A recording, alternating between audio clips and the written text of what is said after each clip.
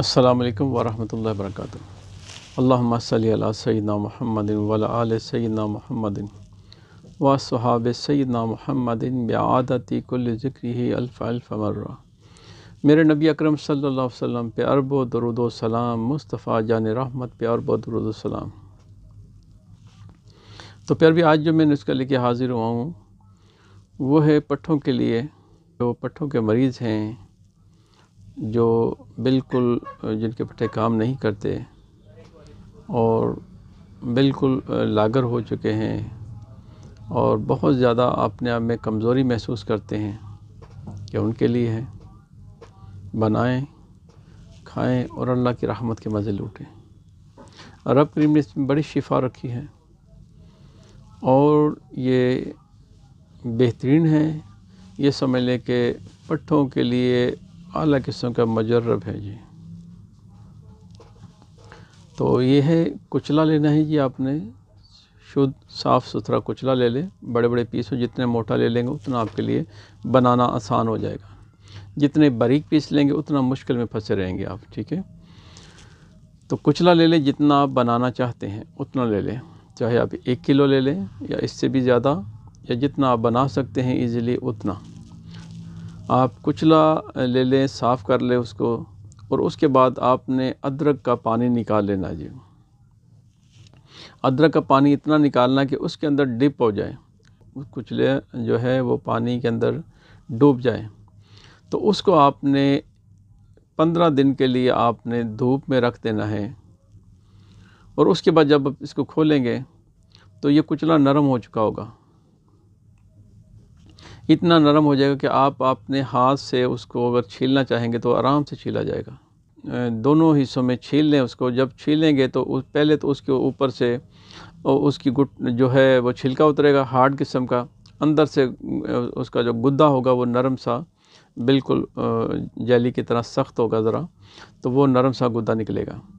तो वो गुद्दा आपने निकाला। अब जब गुद्दे को फिर खोलेंगे, गुठली को जो अंदर उसका मगज़ है, जब उसको खोलेंगे उसके अंदर एक बिल्कुल पान की तरह पत्ता होगा, जो छोटा सा ग्रीन सा होगा। तो उस ग्रीन पत्ते को आपने बाहर निकाल देना है। तो फिर इसको क्या करना, फिर आपने इसको जैसे हम नाखून काटते हैं अपने, ऐसे अपने कैंची की मदद से या छुरी की मदद से या किसी भी चीज़ से, जैसे भी आप बनाना चाहें इसको बारीक बारीक, जैसे हम नेल्स काटते हैं ऐसे अपने बारीक बारीक बारीक बारीक काटते रहें। उसको सारा काट लें। जब कट जाए तो जो आपका अदरक का पानी बचा हुआ है उसको संभाल लें, वो भी काम आ जाएगा। और उसके बाद इसके अपने लहसुन का पानी निकाल लें। और ये जितने आपके कुचला कटा हुआ है बारीक, ये आप लहसुन के पानी में इसको डिप कर दें। तो ये 1 हफ़्ता इसके अंदर पड़ा रहे। उसके अंदर आपने देसी घी लेना है जी।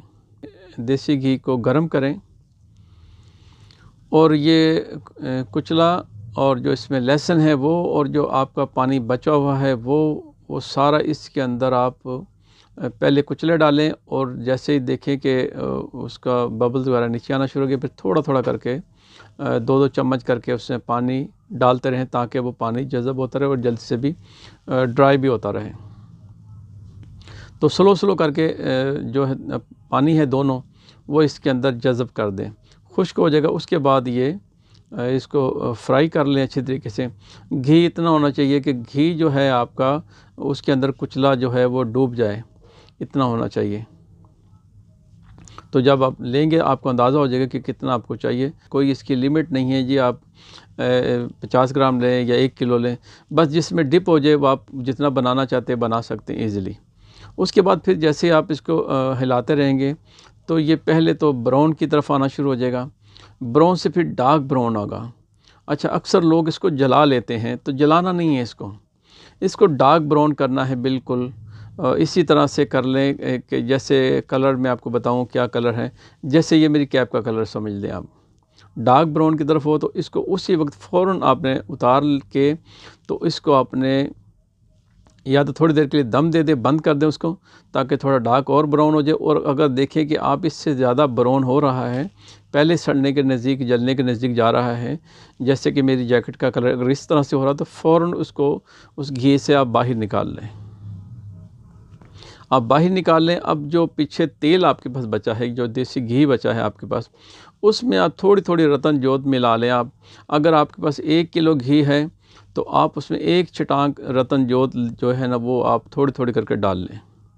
तो ख़्याल रखिएगा रतन जोत जब डालते हैं तो ये एकदम बहुत ज़्यादा उबल जाता है, बहुत ज़्यादा रतन जोत बाहर इसको तेल को उबाल देती है। तो बर्तन आपके पास बड़ा होना चाहिए, या फिर आप रतन जोत ही थोड़ी थोड़ी डालें ताकि आपका उबल के तेल ज़ाया ना हो जाए, घी जो है वो ज़ाया ना हो जाए। तो जब इसमें आप रतन जोत सारी जला देंगे, ये रतन जोत इसमें जला देनी है, इसको ब्राउन नहीं करना क्योंकि ये खुद ही ब्राउन होती। तो ये जब बिल्कुल इसमें जल जाएगी तो इसको आपने लोहे की छाननी से पुन के तो निकाल लें। तो जब निकल जाए तो इसके अंदर फिर आपने, अगर मिसाल के तौर पे 1 किलो है तो आपने इसमें 1 पाव मोम डाल देनी है। मोम आप कोई भी ले लें, चाहे आप छत्ते की ले लें या जो बाज़ार से मिलती है वो, या कैंडल वाली मिलती है वो भी आप डाल सकते हैं इसमें। तो इसको मिला के तो आपने एक दफ़ा फिर गर्म कर लें। गर्म करने के बाद आप इसको चूल्हे से नीचे उतार दें। तो ये आपकी 2 तरह की चीज़ें तैयार हो गई। एक तो आपके लिए ये हड्डी के लिए भी तेल बन गया है और पट्ठों के लिए बन गया है। किसी तरह का आपको पट्ठों का मसला हो, इसको आप हल्की मालिश करें।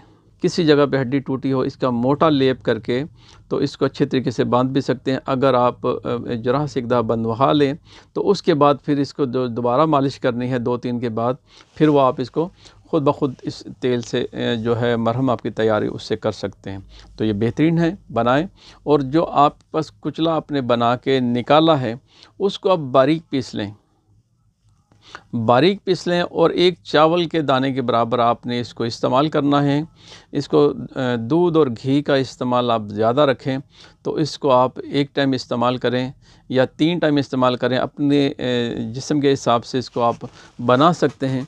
इसको आप इस तरह से भी कर सकते हैं कि पहले आप 1 दिन खाएं और उसके बाद फिर देख लें अगर आपको सूट कर जाए। सूट से मुराद ये है कि अगर आप तलख़ी महसूस नहीं करते, घबराव महसूस नहीं करते, तरेलियाँ या गरम या पसीने नहीं आते, तो फिर ठीक है, आपके लिए बेहतरीन है। फिर आप इसको इस्तेमाल करते रहें। सर्दियाँ सारी खाएँ, सर्दियों का तोहफ़ा है, नहायत आसान बनने वाला है और बनाएं, अपने पेशेंट को दें। बेहतरीन नमूनिया का किसी को बुखार हो उसको भी आप दे सकते हैं 1 चावल के बराबर। और अगर नमूनिया ज़्यादा हो तो इसको 2 टाइम भी, 3 टाइम भी, इसको 5 टाइम भी दे सकते। तो इंशाअल्लाह ताला बफ़ज़ल खुदा तो 1 ही दिन में इंशाअल्लाह बुखार उतर जाए। तो आप बुखार में इसको दे सकते हैं। तो 1 चावल से 2 चावल तक इसको दें।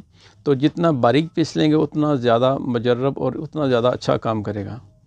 तो दुआ है रब करीम से कि आपका और मेरा अल्लाह ताला हामी नासिर हो और अल्लाह पाक हमें सुन सुना के आप नबी की सलाम के बताए हुए रास्तों पे अमल करने की तौफ़ीक अता फ़रमाए। और दुआ करता हूँ अल्लाह ताला से कि रब तमाम बीमारों को शिफ़ाए कुल्ली अता फ़रमाए और फ़ज़ल और करम और रहम से नवाज़ दे। अस्सलामु अलैकुम व रहमतुल्लाहि व बरकातुहू।